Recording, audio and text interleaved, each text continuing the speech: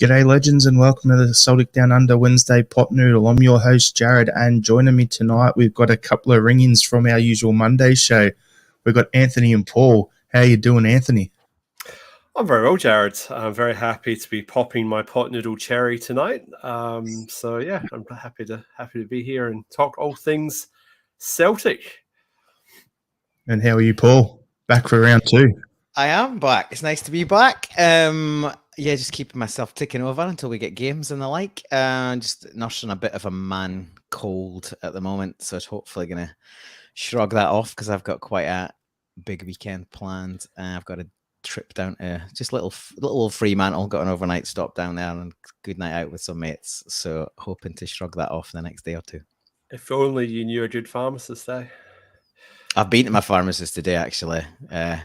Dosed me up with some chesty cough medicine and some good old-fashioned paracetamol. So that's what. In other words, sounds like he's told you to go to Bunnings, get some cement and harden up. That's what that sounds like to me. Hey. Liam should be joining us at some point today as well. So we'll once he's on, we'll add him to the mix. But yeah, we've got some comments here. So Alistair Jack, morning boys. Martin saying there must be some big news coming. We got Andrew saying Paul's got one of Liam's shirts on. There it is. Spotted it straight away. And Paul, hail, mate. Thanks for tuning in again. Mickey Moynihan, Celts Down Under Select Squad. Exactly, that's what it is. We're just rotating the lineups a bit at the moment. So, we've got a bit to talk about tonight. So we'll crack straight into it. I had a topic ready to go for Liam straight away, and he's not on here, so we'll jump to our second one instead, and we'll talk about CalMac signing a new 5-year extension at Celtic. So, go to you first, Anthony. What's your thoughts on that contract extension? And for me, my first thoughts are, will this contract make him the highest earner within Scotland? Definitely at Celtic. The Huns pay stupid money, so I wouldn't necessarily guarantee it being the highest paid player in Scotland because they like to throw money away on duds. I think it's a positive sign. A couple of reasons. So one, if we are offering an extended bumper contract to CalMac, then that says to me that there's intention maybe to sign players that would have broken our wage structure potentially.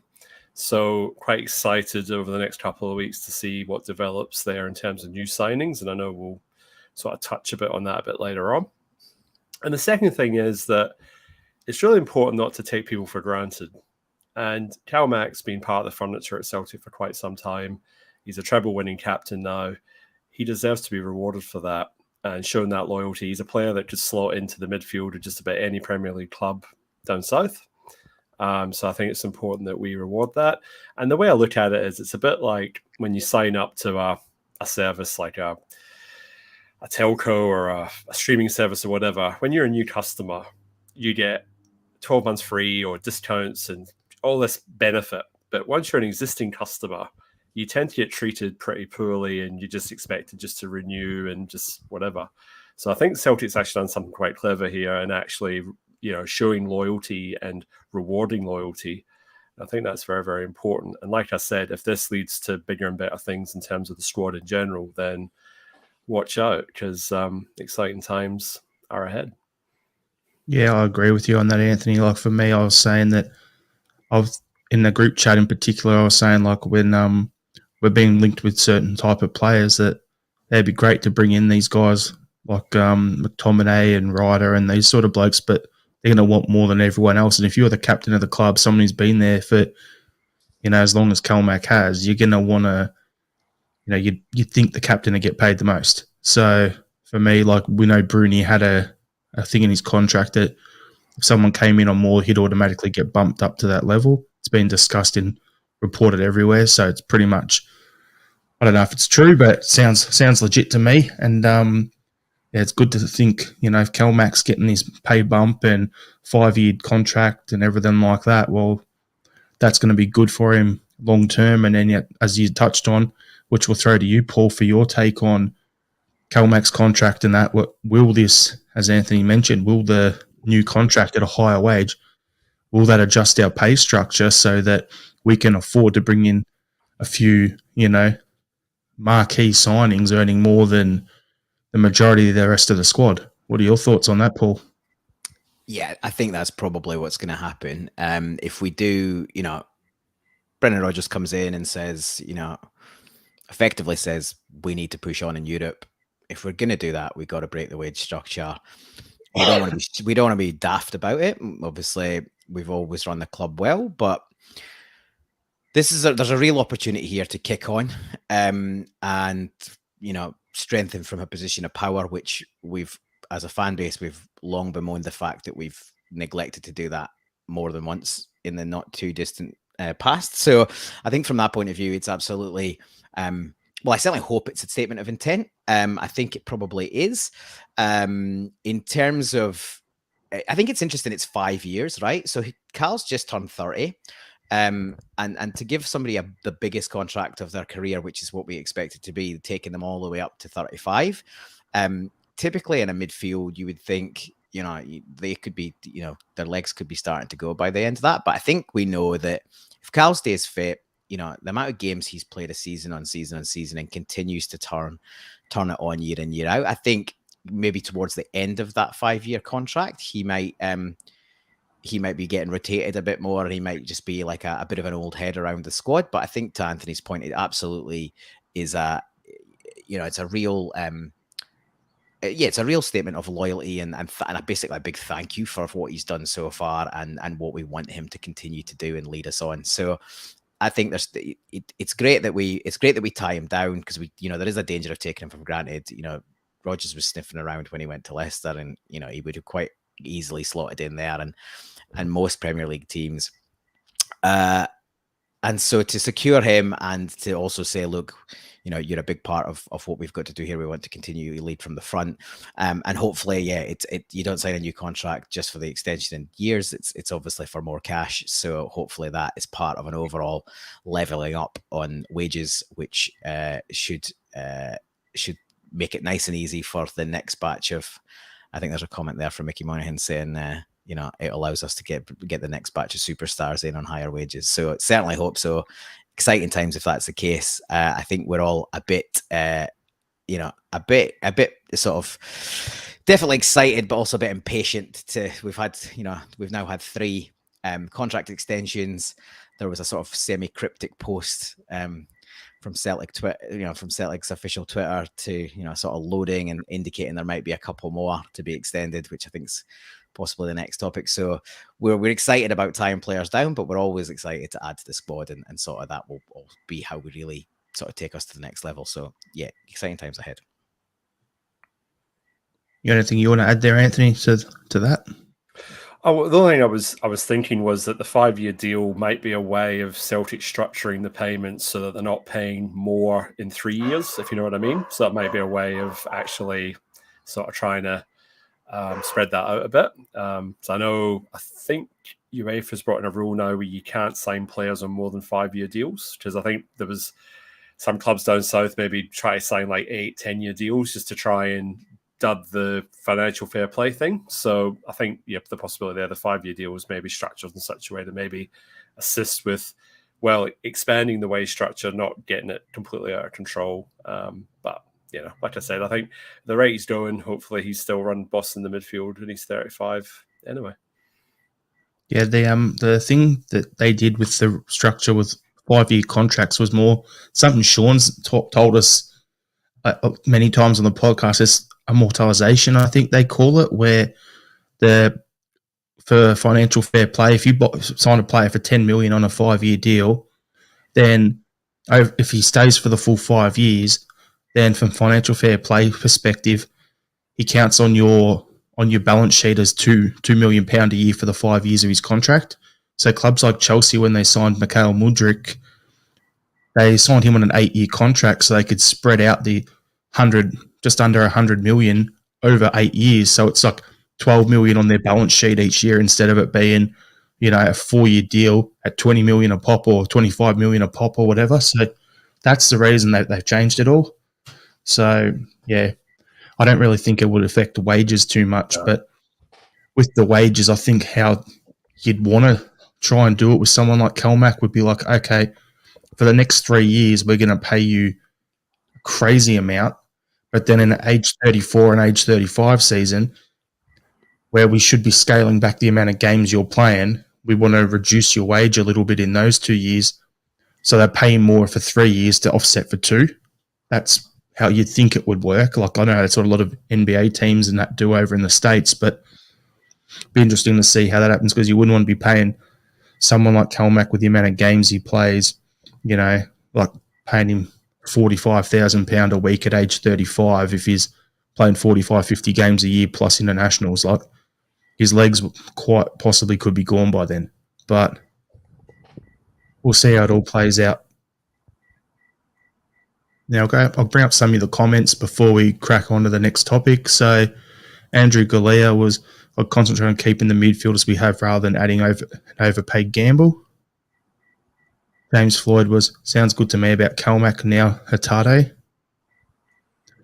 Mahesh's comment is just a theory. Wonder if signing CalMac was also a defensive action against Spurs coming for him. Spurs have injury problems with their best sixers. It's about protecting our assets, so that makes sense. Mickey Moynihan, I wonder if James Forrest's neck will be offered an extension. Harsh. Andrew Glatt, if we do buy an expensive midfielder, then O'Reilly is the one to sell. I don't agree with that, per se. Depends on what position we sign the expensive midfielder. If we get a European quality starting number 10, maybe. But Stephen Ray's comment, which is the next one, is what I agree with, but I don't really think we need to sell Hatade and O'Reilly, because Stephen Ray is saying Celtic have in the region of 37 first-team players, at least 12 to 15 of them don't contribute. We need to upgrade several first-team positions to be Champions League ready. We need to move on the non-contributors. Now, if you take 10, 12 of those players off the wage bill, there's 2 big contributors quite comfortably added to your lineup that you're not going to have to find the wages for. You just have to find the transfer fee. So that's, in an ideal world, that's the best way to tackle it. Probably going to have to pay some of those players off, I would say, unfortunately. And that's the nature of what we do. So, maybe that is where somebody that you'd ideally prefer to keep. Maybe if you have to sort of try and balance the books, bring in a couple of expensive signings, maybe you need to sell one asset you would potentially prefer to keep to secure them. And, God knows what a Jetty's on or Yeti's on, but I can't imagine he'd be cheap to get rid of. And he's obviously not done anything anywhere else he's been. So I think if we want rid of him, we're probably gonna have to pay him off. And there's probably 1 or 2 others. They won't all be on wages as big as him, but certainly come to some sort of agreement to get them off the bill. But again, look at somebody like McCarthy, right? He's sitting on a 3-year with one year contract with an extension, so 4 years. So it's probably 2 to go. Nobody's going to pay him what we're paying him. So unfortunately, it's either pay him off or stick with him. So there's definitely a bit more balancing to do. I noticed a couple of guys have said Turnbull is likely to go. I think that's definitely the most likely that's been around the fringes of the first team.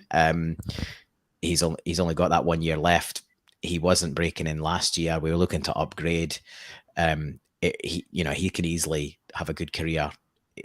Bottom end of the championship, maybe, or top end of the championship, bottom end of Prem. Certainly anywhere else in Scotland other than us. So, he'll want to get his career back on track. He's been internationally capped. I can't think that we're not going to be too easy, too difficult to deal with to potentially move him on and allow him to get first team games and us to get a bit of a fee in his final year. Yep, makes sense. So with that in mind, I actually have the list of the current first team squad's contract situation on the phone ready to go for you. If you want to go through it quickly, we can do that before we talk about the next topic, which is who do we think will be next to sign a new contract at Celtic. So that's our next one to talk about. But to do that, we'll go through the current contract status. So Joe Hart contract expires end of the season, 2024. What do we got? Scott Bain, 2024 contract expiry.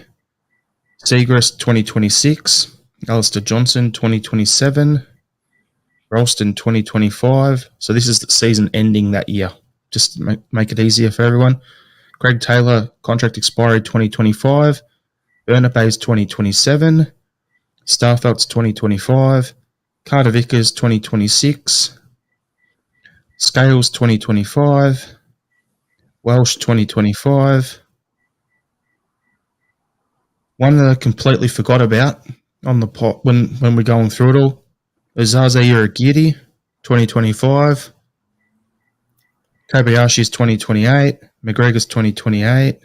Atade's 2026. O'Reilly's 2026. Awada, it says here, Awada signed for Celtic on a long-term deal after his initial loan from Marinos, but we don't actually have the length of the long-term deal that he signed. Turnbull, 2024, so at the end of next season, he's out of it. Home, he's got till 2028. McCarthy, 2025. Liam Shaw, there's another one, 2025. Sorrow, 2024 season. Mikey Johnson, 2026. James Forrest, 2025. Haksabanovic, 2027. Abada, 2026. Kyogo, 2027, because he's just extended. Maeda's 2027, because he's just extended. And Tilio is 2028. And O is 2028. And Yeti is out of contract at end of 2024. So end of this season, he's out of contract. So there's quite a lot of players there who should be moved on and they're only a year or two out. But if you could find someone, like, say for Shaw and Uragiri, for instance, you could find someone who's willing to give you just, take him off your books and just pay him out for it, whether it's wages, just on loan for the rest of the season until their contract's out, or just take him on a free or whatever, then that still counts as taking him off as well.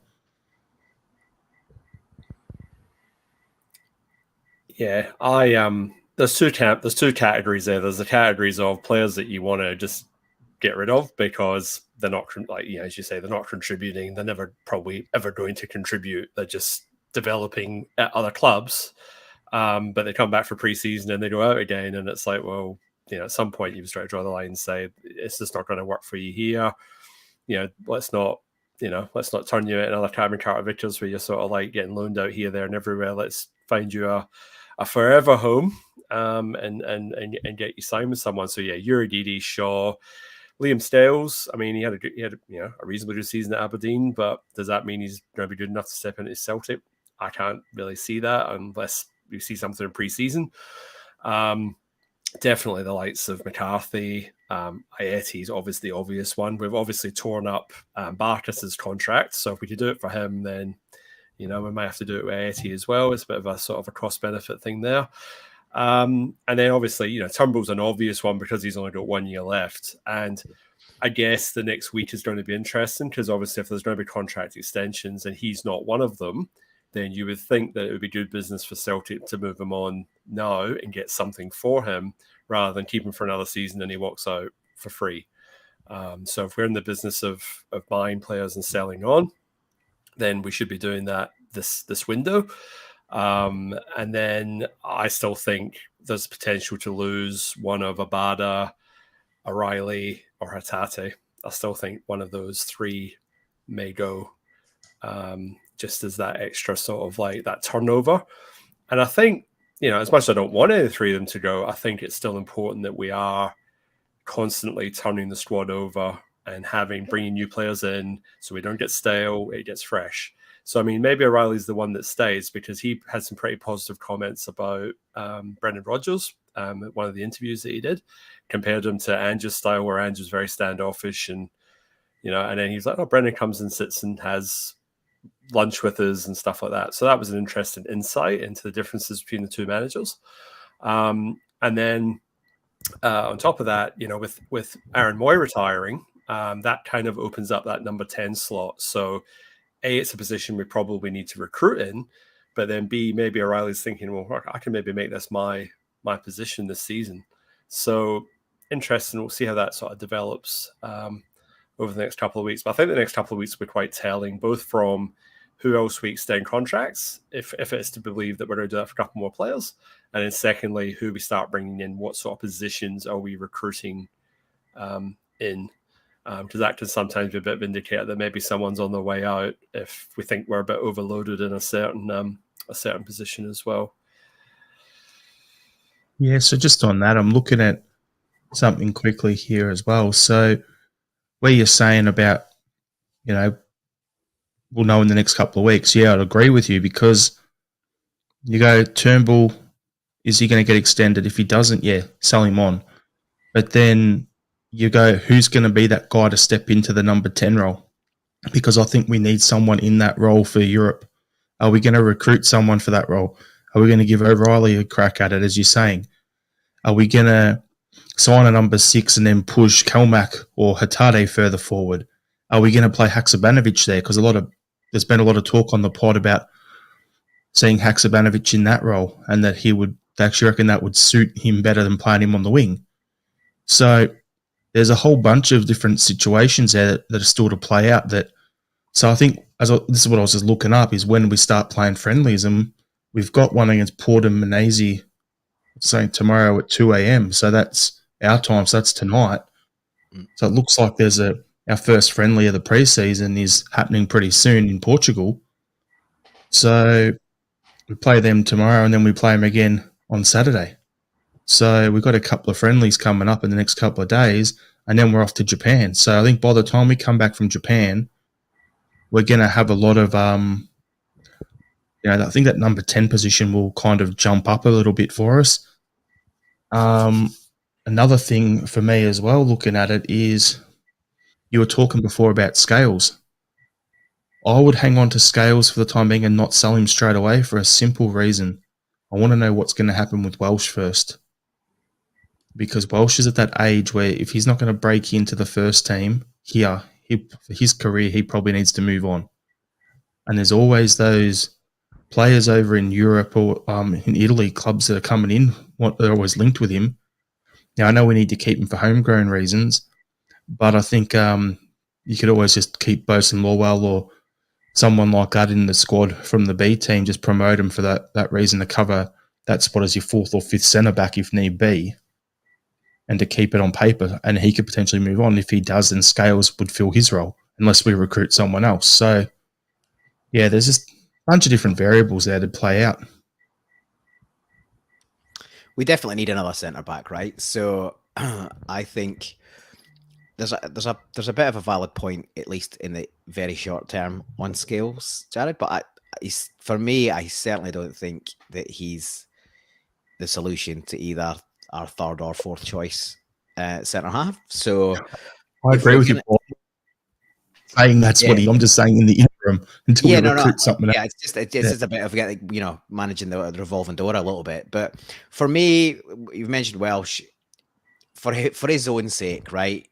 Stephen Welsh probably needs to leave. If he's definitely had offers from Italy and other clubs on the continent. Look at the other young players that have gone there. They've really pushed their careers on. Guys like Lewis Ferguson, Josh Doig, Aaron Hickey, who's then stepped back to the Premiership. Most of them have left from, they've gone out there from other clubs. They've not gone from a club as big as Celtic. So I think it would be, let's take the Celtic hat off for now. What's best for Stephen Welsh is to go and play first team football. And if he can go play first team football at a reasonably high level in Europe, that's great for his development. And look, if we look further, who knows where his ceiling is. He hasn't looked like he's been quite capable to make the step up, but at other times he's filled in. He probably hasn't benefited from having somebody really solid and stable next to him for a lot of the times that he's filled in. So I definitely think, he should go, and he go with his blessing. He's a young player who, really needs to take a step further forward in his career. And I think that's probably away from us. I don't think Scales is at the level, so he's out the door. Kobayashi is a major question mark. But we know that Rodgers has got a track record of developing players. So for me, that, when the dust settles on this, you're looking at least one high quality centre back signing, potentially even 2. unless they think that there's somebody that's ready to be promoted from the B team. And by all accounts, Bosun Law's not there. There was a high hope for Daizen Maeda until he got the injury. I don't know how Daizen Maeda's progressed since he came back from that injury, but from what I gather, he might be the most likely if he's going to make a full recovery from that. Obviously, that injury came at a really bad time for him because he was actually starting to get minutes. And whilst we wouldn't have probably wanted him to remain as a absolute first pick, him being in and around the fringes of the first team for that couple of years under Ange would have been great for his development. Unfortunately, it didn't happen. But yeah, I think we definitely need, and that's, bear in mind, this is assuming that neither Carter Vickers or Starfelt goes. So I think Carter Vickers would probably safe for at least this window because of the injury. And without veering too much into the next topic, he might well be one of the ones that gets offered another contract. Starfelt's an interesting one, right? His missus has just gone to sport in Lisbon. Much to our upset. So does that unsettle him? Or is he gonna tick along with a long distance relationship between Lisbon and Glasgow? So if we lost Starfelt, for example, yes, we'd get good fee for him because he's contracted, but then you're needing 2 quality centre backs, and you'd need, that's on top of what else we're talking about. Welcome, Liam. G'day, Liam. How you doing? Hey. Hi, Liam. Sorry, guys. I was Just having a pot noodle. Aye, it took a wee bit too long on my pre-game pot noodle there. Sorry, guys. So anyway, how are Liam, we all doing? We good? yeah, we're good. We're just talking about like the squad overall and who we think will be the next player to get a contract extension. So, what's your thoughts on that? Yeah, I mean, I think that next in line should hopefully be Cameron Carter-Vickers. But Hatate's another one that kind of concerns me a wee bit, that Maeda and Kyogo have both been announced and he hasn't. He signed at the same time as Maeda. So is there a reason why he hasn't got the new contract yet? Because I'm sure in an ideal world we want him to be part of the plans going forward. So I hope there's I hope there's not a negative to that side of it, and that it's just a case of tying up the details. But the longer it goes without him signing another contract, the more worried I get about his future. So, Anthony, sorry, Jared, you can see where my loyalties lie on that particular deal. I absolutely think that he should be getting one as well. in the comments, Tade's Ofsky, that's why. Don't upset me, mate. So Anthony, Paul, just quickly, who do you think should be the next player to get a contract extension? If you read the thing on the tweet, it had like 5 squares and 3 are filled, so there's 2 more to come if you're reading between the lines. Who do you reckon, Anthony? Being an ex-centre half myself, I hope it's CCV and Starfelt, because I think a lot of our success is based around that partnership. And while it'd be great to recruit a better centre half, I think you've got to again reward and try and protect what you've already got, and that's a very solid partnership. So I definitely think if I wouldn't be disappointed if it was not disappointed. I'd be happy if it was those two. I mean, Hatate obviously, but I think like with what Liam just said, there's that sort of feeling that maybe he's the one that's going. But we'll see. Again, you want to keep everybody, but like I said, I think maybe 2 centre halves. Paul, what do you reckon? Well, look, CCV is definitely arguably our best player last season, as well as Kyogo. So even though he's recovering from that injury, by all accounts, he's recovering quite quickly from that injury, which is great. I'd absolutely tie him down. You want your spine solid, right? So we've tied up Kyogo, we've tied up CalMac, we've tied up. Okay, Maeda's not the spine, but we've tied him up, and yeah, it would make sense to tie up at least one, if not both, the centre backs. Obviously, I'm keen to keep Hatate as well, but to the earlier point, I do think that there's an opportunity, crazy as it sounds, that he could go, because he's got a decent length of contract. He'll be highly valued. he would get another good fee for him. And as good as he is, I wouldn't say he's irreplaceable. Whereas, finding a solid building, you want your partnership at the centre back to be rock solid, because obviously if you're leaking goals, then you've just got to score that amount more. So I'd obviously got the shirt on. I'd rather keep the 3 Japanese and get them all extended. But I do think if one of them's not going to happen, it'd probably be Hatate.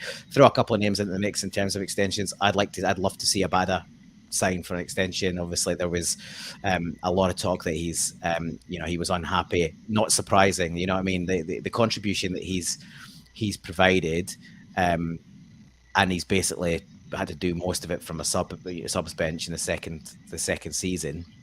You could understand why he wasn't interested in extending. But if we assume that with Maeda's extension, he's going to be holding down the left wing position, with Jota gone, the right wing position's bang up for grabs, and for me, Abada would be perfect. In his last stint, Rodgers played the wingers much closer to the central striker, and therefore got way more goals. And it would be great if he'd be absolutely perfect for that. So I'd be keen to get. He's still got 3 years left on his deal, but I'd be keen to show some intent and give him another contract and make him a key part of that front line. Yeah, for me, I agree with you, Paul. It's got to be Abada. It's got to be one of them. I think the chance with Jota moving on, it's I'm not going to say addition by subtraction or whatever it is, but like in Abada's situation, it probably is, because now we've got the chance to go out there and be a regular starter on the right. So, and then that means Maeda will be on the left or whatever. So that'll all work good for him there. So I'd like to see him get the new contract and become a regular starter. And then talking about the 2 centre-backs, Carter Vickers is the one that needs to be extended. And I was talking to Willie about it on a Tim Talk we just recorded earlier today, and it'll be out next week. But Carter Vickers is the most complete centre-back I've seen at Celtic since Virgil. Like every other one that we have has a mistake in him or whatever, and the only thing, the difference between their 2 games that I can see is Virgil's at 6'4", 6'5", and Carter Vickers is 6 foot. So if he was that little bit taller, he'd be going all the way to the top in an EPL level or in continental Europe or whatever. But being that solidly built 6 footer is, that's the only thing I reckon going against him, particularly. But then, say if he does well in the Champions League next year for us, or this season coming up for us, then it's a good spot to launch from. So I'll bring up a couple of comments here. What do we got? So I'm just trying to find one here. Kevin Mullen was Strachan's laptop signed a new 3-year deal. And then we had a comment was, could you ask Liam if there's any quality goalkeepers in Japan? I think we've already touched on it. Andrew Galea has answered it. The only good keeper in Japan is an Aussie. That's Mitchell Angarak. Pretty much, yeah. It's the one area where Japanese football is still pretty weak is goalkeepers. If you look at the Japanese national team, for years Kawashima was the number 1, and the guy lasted less than 3 months at Dundee United, because that's the sort of level that he was at realistically. Yep. And then we've got Kevin Mullen with another comment. Heard we're looking at Rob Holding from Arsenal. My bro is a Gunners fan. That's the rumours down there. Yeah, that's been bouncing around for a while as well, but he'd be somewhat decent, I believe. I think the wages could be questionable. That's the only thing I reckon there. So, we'll leave that topic there. But I wanted to I was going to start the show off, Liam. Set you up from the first bounce here. It was going to be Maeda signs a new 4-year contract extension at Celtic. So I wanted to get your thoughts on it, being the guy who was talking up Maeda coming to the club before it even happened, in the way I was talking up Tilio. So I'll give you a couple of minutes here for the Liam's rant to say, as I told you so sort of thing, and then we'll crack on to the next topic. No, well, I'm delighted for Maeda. I'm delighted that that obviously Brendan Rodgers is happy to move forward with him in the team, because there was a lot of kind of back and forth with different people in the media and different people on different podcasts as well, saying is Maeda a Rodgers type player? They weren't sure. Clearly, Brendan Rodgers thinks that he is, and that's why he sanctioned this new contract for him. I think it's great. I really do. I think that we know Brendan Rodgers likes wingers, and I think he looks at Maeda and thinks there's the tools there to develop something really special if we can just refine. He's got the speed, he's got the work rate, he just needs to work a little bit on the fundamentals, and I think Rodgers is the type of coach to get that out of him. For me, Liam, I'll look at it and go, and I've said it before, like, I think he's done a serviceable job for him on the wing, but I think Rodgers is looking at it going, Kyogo is my starting striker, Maeda's my backup striker, and O's my developing third string guy, and then we can bring in, whether it's at, what is his name, Tete or something from Shakhtar Donetsk, or we can bring in Yang from Korea to play on the wing positions, and we're all set. So that's what I actually reckon it'll be. We'll probably see him play a bit more centrally in there, but it's possible, definitely. It would suit the way Rodgers plays. Liam's spot on. He, the reason why some people had doubts, and I voiced a couple, although I'm glad he stayed, is around a bit of his technical ability in terms of his control and his touch and his ability to link the play. We know that Rodgers prefers, to rotate and retain possession or rotate the ball. Pretty much constantly, kind of any cost. We don't want to lose it. Whereas Ange was a bit more direct, albeit he did want to link the play. So, but somebody with that amount of pace, work rate, and he can finish. He absolutely knows where the goal is. Head, both feet. He's a real asset, and I think Liam's spot on. If he can, if Rodgers can just get a bit of work with him on the the training ground, and just sort of tweak him a little bit, then you get him to a player that we otherwise wouldn't be able to. You know what I mean? We've got these rough diamonds because if they were completely polished, we couldn't afford them. They'd be playing at a richer club and getting more wages and costing more money. So that's what we've got to do. We've got to grab these rough diamonds and polish them up, and then ultimately some of them will move on. But I think it's a great bit of business to secure him. Which manager wouldn't want a player that puts that level of work rate in every time he steps over the whitewash? Brilliant. Yeah, you raise a great point there, Paul. And just to add on to that, the thing about Maeda is that I've seen him play now for 3 different clubs, and he's played a different position with all 3 of them. He was a lone striker when he played for Matsumoto Yamaga. He was part of our front 2 when he played for Yokohama Marinos, and he's been mostly a winger when he's played for Celtic. So, there's that versatility there. And it may well be the case, as Jared says, that Rodgers has another role again in mind for him. And one thing Maeda has shown consistently throughout his career is adaptability. So he will refine his game to whatever the manager asks of him, and it'll be exciting to watch when he does. Just grab some comments here. So you've got here, everyone was lauding Maeda last summer. What do we got here? Then you got Robert's comment, Maeda's first touch is an elephant. Then about Yang hasn't impressed me, so people have been commenting on that. For me, I'm like, and Andrew's followed up with Tilio's much better than Yang. From what I've seen, I agree. I would say in Yang's defence that he's playing in the worst team in the K-League at the moment. So any player is going to look bad in that team at the moment. I just wanted to pick up Mahesh's point, the last comment there. Just Maeda was instrumental in us beating the Huns last season. He basically does shut down Tavernier, doesn't do him a sniff, doesn't do him a chance to gallop up the park and whip in dangerous crosses.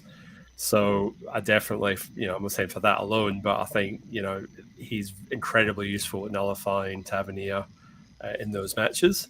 And then the other point I just wanted to quickly make was that Maeda in Europe, I think, will be important for us. If Rodgers adopts hit and run tactics against superior teams, I think Maeda with a bit of space could be deadly. And, if he just gets his finishing just a wee bit more clinical, he could really light up the Champions League, because if we sort of go a bit hit and run, he'd definitely be the guy you'd want, that pace and that that pressure in their backline definitely has a role to play in those situations. I think Haksabanovic has got a role to play in those type of games as well. We saw him come late on in games when teams were having to push up against us, but I think particularly the cup final against Rangers, and with a bit more composure, he would have either had a goal or two himself or be able to set somebody up. So I think Anthony's spot on. There's the opportunity for both those guys, but yeah, with Maeda's pace, just lightning. I'm going to bring up his comment here from Craigie White. A lot more to come from Daizen. Brendan will polish his game. 100% agree with you on that, Craigie. And one other thing, mate, is I've heard a little rumour about you getting a certain former Celtic player to sign one of our flags. So well done, sir. I think it was John Hartson or someone signed it for him. So at an AXOM night. So well done. So Anthony, I'm going to throw to you about Connor Hazard departing for Plymouth Argyle. So I'll throw that over to you, mate. Well, I think just a quick shout out to Connor Hazard. He obviously has left Celtic. He spent all of last season with Helsinki, but he's finally found a forever home. I think we'll all remember Connor for his penalty-saving heroics in the quadruple treble winning Scottish Cup final of 2019-2020 against Hearts. Played in front of no crowd. I watched 12 minutes of highlights today, so you didn't have to. The defending was atrocious. I was like, who's that guy playing next to Julian? And I remembered it was Shane Duffy, and I was like, oh my goodness, how did that happen? So yeah, very, very interesting to see how the worm turns. So the starting lineup, just indulge me for a couple of minutes here, guys. Hazard in goals, Chris Iyer at right back, Julian, Shane Duffy at centre half, Greg Taylor playing left back, Scott Brown and CalMac in the midfield, with Turnbull in the middle, Christie on one wing, Elyounoussi on the other, and Eddie up front. And then, so the penalty takers that day were Griffiths. He came off the bench. McGregor scored his. Christie missed his. Mikey Johnson scored his, and that's one player that we haven't touched on. Is he going to have a contribution this season? Maybe that's a topic for later. And then Big Chris Iyer was the one that banged in the winning penalty, but this was after Connor Hazard had pulled 2 saves. So didn't exactly cover himself in glory during the game, but he definitely goes into the Celtic, I wouldn't say legend status, but definitely a cup-winning goalie. And I think he had 11 first team appearances for Celtic, but that was definitely by far the most notable of the lot. So all the best, Connor, with your career moving forward. Yeah, I have to agree with that. I'm just reading something that's been brought up in the comments as well here. So reports are coming in. We're trying to get Tete from Shakhtar Donetsk, which I mentioned earlier. Rogers worked with him at Leicester. Could be Jota's replacement. So apparently he was on loan at Leicester the second half of last season and at Lyon and Leicester. He's out of contract at the end of this year anyway, but wants to rep his contract. He's 23 years old. My question is really simple. We don't have a good history with signing Brazilians, but if you could get him on a free, then could be your Jota replacement. Well, his surname's not shite, so that helps.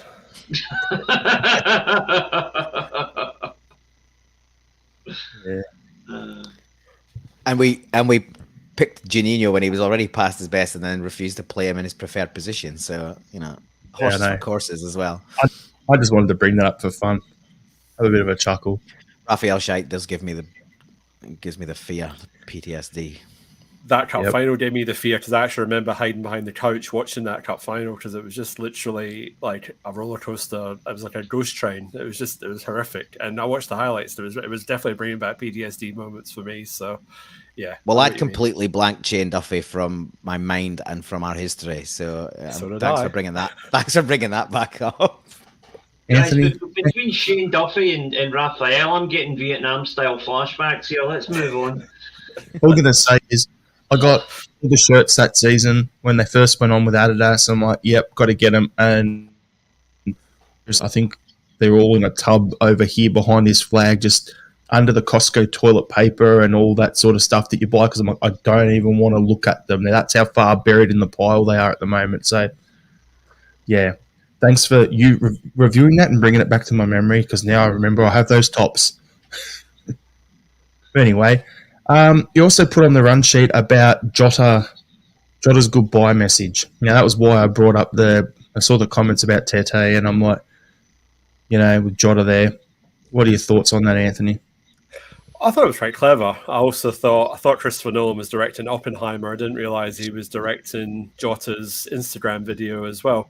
It was actually, it's typical Jota. I mean, like, he's a bit of an artiste or whatever you want to call it, but he's definitely got something about him. And there was a lot of outcry that he didn't say goodbye to Celtic fans, and obviously there's obviously took a bit of time for that theatrical production to be produced. So it got released and everyone loves him again. But I just think sometimes we can be a little bit precious as fans because ultimately they're paid to do a job, players and managers for that matter.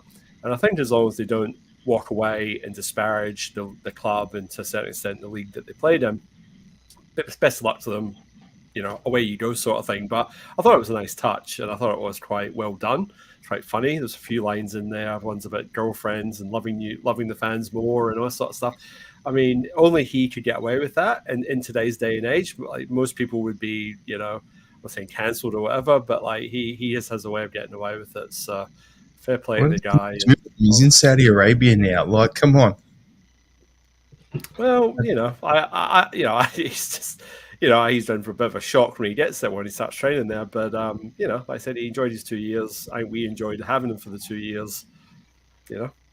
All the very best. I saw a tweet today. He's already got a shock because Ian Cathro is one of his coaches. And he's still, he's if anything, he's as white as he was when he left Hearts. I don't know what he's been doing in Jeddah. It's obviously not been catching any sun, I'll tell you that. If Steven Gerrard can get a job, anybody can get a job, right? Surely. I mean, just a thought. I assume we've all seen Gerrard's interview with the best bit of Scouse Arabic you're ever going to hear. I haven't. Oh, God. Comedy gold. Absolute comedy gold.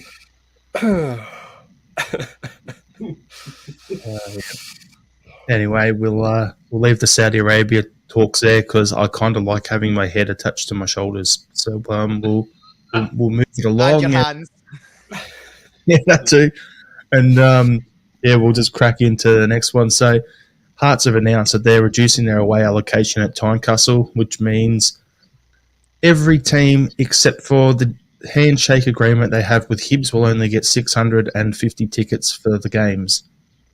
So for me, looking at this going, does it make sense for Hearts? Do they sell out enough tickets at all their games that's to justify that?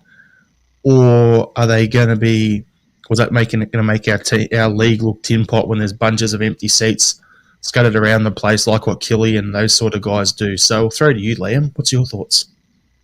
I think in the particular case of Hearts, this will be dialed back very quickly if we get 10 games into the season and they are not in the top half. If they are having a bad season, they're going to struggle to fill that stadium with their own support, let alone any other support. It's from the spectator's point of view, it's a shame. Say what you will about Hearts, about their fans, whatever. Tynecastle has got a great atmosphere. It's one of those real kind of fortress types of stadiums, even though it's quite, I think it's only about 18,000 capacity or something. It's so tight and close to the pitch. And, I've been to a couple of away games there as a Celtic fan, and going there and beating them is a really, really good feeling because it is such an intimidating place to go for the opposition. And they're definitely going to lose something of the essence of what Tynecastle's about if they're going to not have away fans there. It really is a shame. It's short-sightedness. It's thinking purely about the financials and not about the greater picture. And this is why Scotland needs the same approach as the J-League. We need all of this stuff to be regulated by the governing body. Standardised pricing, standardised percentage of tickets per game allocated to away fans, and have it set across the entire league. The J-League has it as such that basically behind one of the goals at every game is the away support. And they pay the same as the home fans behind the goal, behind the other goal pay per ticket. Now, this means, of course, that the bigger clubs maybe would get less money because there's a standardized pricing model across the entire league. But at the same time, it means that as Celtic fans, if we go to Kilmarnock or if we go to St Johnstone or if we go to Tynecastle, we're not getting price gouged like we were before. I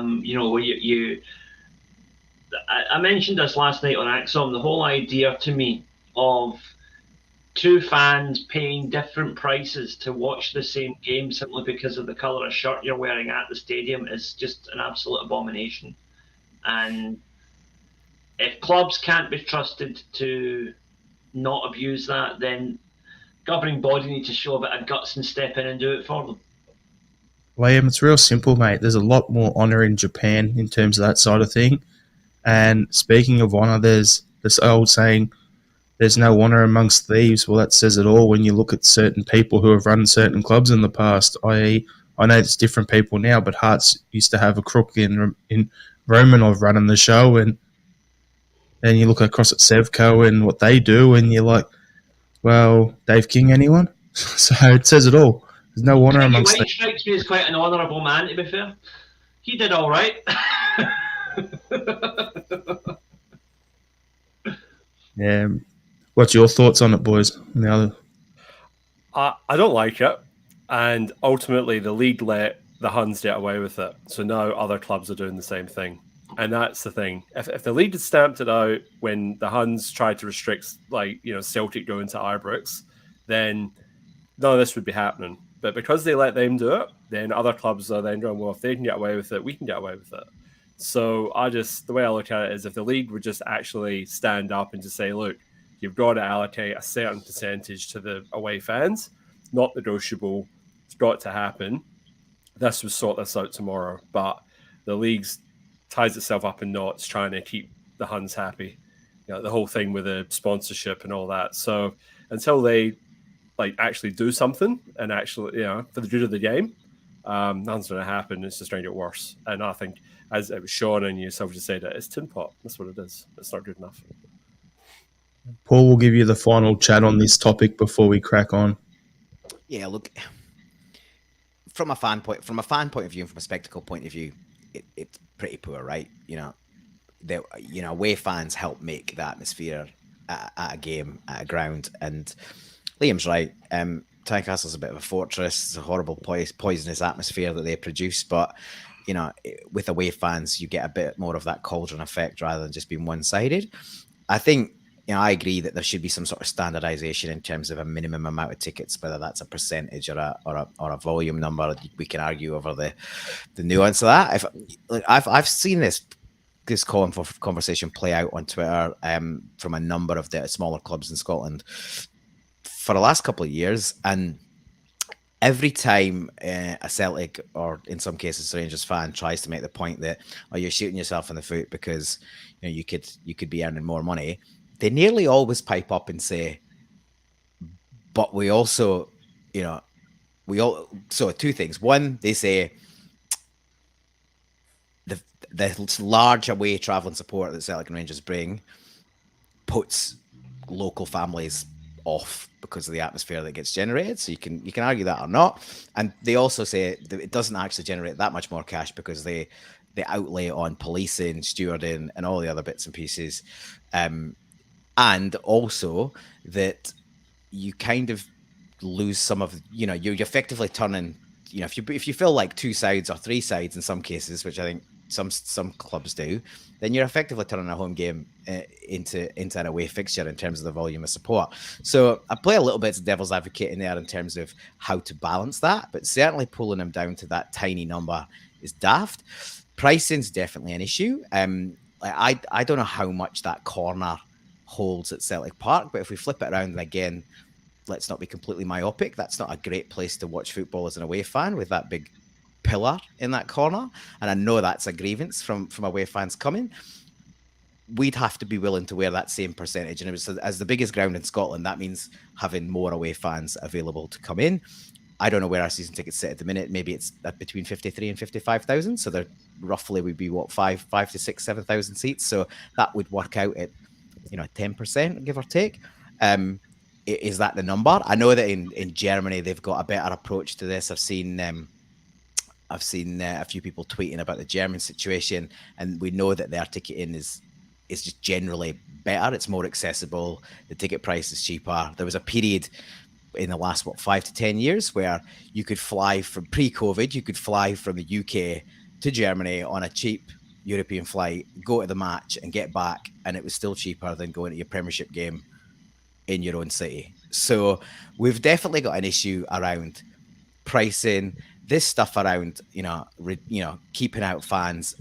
I've seen a couple of Hearts fans say it's because they reckon they can sell more season tickets and fill that ground with. So look, if they can fill it with season tickets, and I double checked, because I was surprised it was as low as 18. It's only marginally, but it's just under 20. If they think they'd need to get what, just over 19,000 season tickets. Fair play to them if they think they can get that, but I don't think they'll be getting at that point. So it's definitely got to be a balancing act. I get that you want to keep your home ground full of home fans, but equally, you've got to have some away fans to create an atmosphere. And I think, as somebody's just said, they're fans of the lifeblood of the game. You shut them out, then one of the best bits about being a fan is going to away games and being in the minority and dealing with that cauldron, and then the celebrations if you can get away with a win. I've been lucky enough to get to a few away grounds in Scotland, and we didn't always have the majority of the fan base there, and certainly but away day as a fan is a great thing. So yeah, if we kill that, we kill a lot of the culture of fan base, and we know what Jockstein said about the fans. Football without fans is nothing. So I think people need to wind their neck in and get, just work for the good of the game. And that's one of the things that came out of the German commentary, is that clubs and fan bases in Germany work together for a solution that's better for the good of the game in that country. We don't do that in Scotland. It's all self-preservation. It's all self-interest. There's always background bickering. And it doesn't matter who started that. It just continues on. So until we find a way for clubs to work together, we're never going to progress it. Franny McKeown in the comments is saying Scottish football is becoming more poisonous and petty. Preventing away fans from going to support their team will kill the game.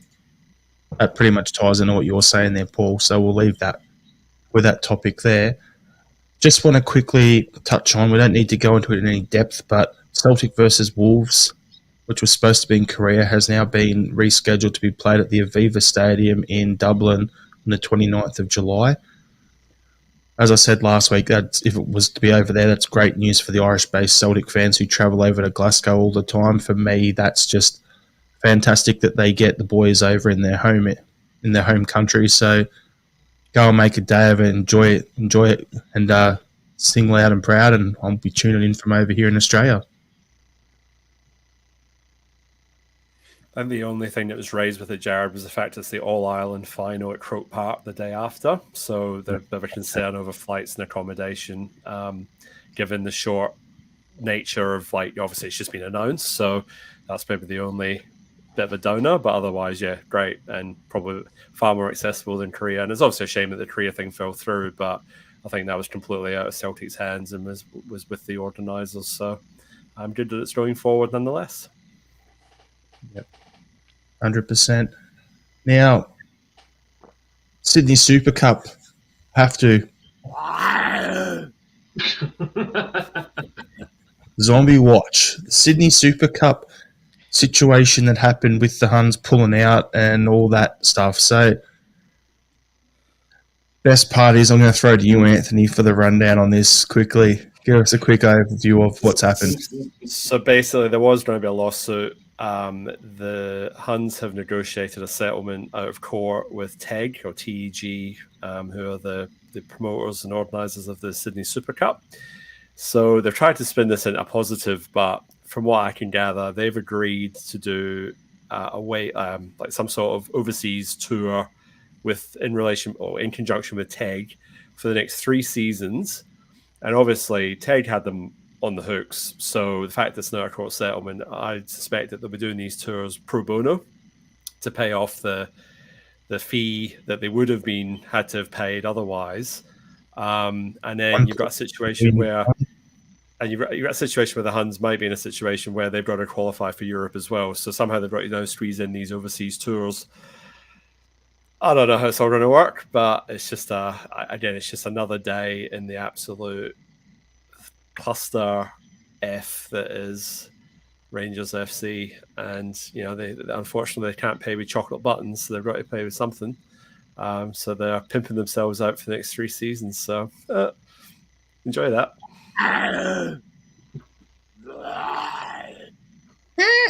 That's the other one I wanted to do. There we go. Very appropriate. We're all set. Sucks to be them.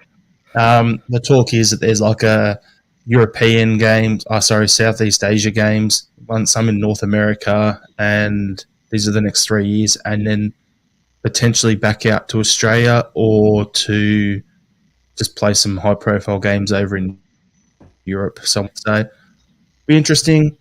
Have fun with that, and let's see which cities get destroyed by their feral fans. Well, the funny thing is, when I was in Hong Kong, I remember there was quite a lot of Huns there, so they may look to go there. And if the likes of the Union Bears trying their pish in Hong Kong police will absolutely rip them a new one. So that'll be fun to watch. Get the water cannons out, Lamb. All right. So, last topic we're gonna chat about here. I'm just getting it open on my screen so I can do this. I'll put on here. We'll play some Would You Rather. So it's just I'm gonna go. This is in tribute to CalMac being our skipper and signing his 5-year contract. So we've played this in the past with Would You Rather. The best one of the lot was Would You Rather Tosh McKinley or. So that one went well. But the whole principle of it, for those who haven't seen it before, we basically go through and go, in this current team, if you were to get, say, CalMac as your current skipper, or, and I'm going to go, a former Celtic captain in their peak, who would you rather in the current team? That's basically what it is. Does that make sense? I think so. So it's just for a bit of laugh, basically. So it's, would you rather Callum McGregor or Danny McGrain? Anthony? I'm ready to CalMac because Greg Taylor's not too bad. Paul? Yeah, is it in his ordinary clothes? Nah, I'm gonna go. I'm gonna go Cal McGregor. Liam? Yeah, Cal McGregor. I'm not old enough to have seen Danny McGrain play in the flesh, so I can't really comment on him. Fair enough. I'll complete that. Actually, I'll be the only one that's different. I'll go McGrain, just for the simple fact that, I always thought McGrain was he a left back? Played both. So He he's started his career. He started his career at right back, and then he ended up covering left back with. Because I remember him mainly at right back, and I was thinking in this current team, I think we've got more coverage in the midfield than we do at right back. So if he was to play right back, then I'd be like, yeah, McGrain, and then Johnson can back him up. There we go. Next one. Would you rather Jackie McNamara or CalMac? I'm going to go CalMac again. Same, CalMac. CalMac. Yeah, CalMac. Would you rather Neil Lennon or CalMac? CalMac. CalMac. Depends, are we talking football or a square goal? Or a drinking sesh. Right, CalMac. Yep, same CalMac over Lenny. Let's go one way back that none of us would have seen play. Would you rather Sean Fallon or CalMac? Before my time, so I have to say CalMac on that basis alone. 1952-53 season. Yeah. I'll go CalMac. This is why we need to play another Coronation Cup So CalMac can get that one in his cabinet. Yeah, like Sean Fallon. I read Sean Fallon. Well, we're on about Sean Fallon. I don't know if it was his autobiography or just a biography on him, but it's called Iron Man, and it's well worth a read if you haven't already done that. Yep. I've heard that book. Actually, someone was going to send it to me, and then it never happened. Fun times. Okay, we've got two more. Would you rather?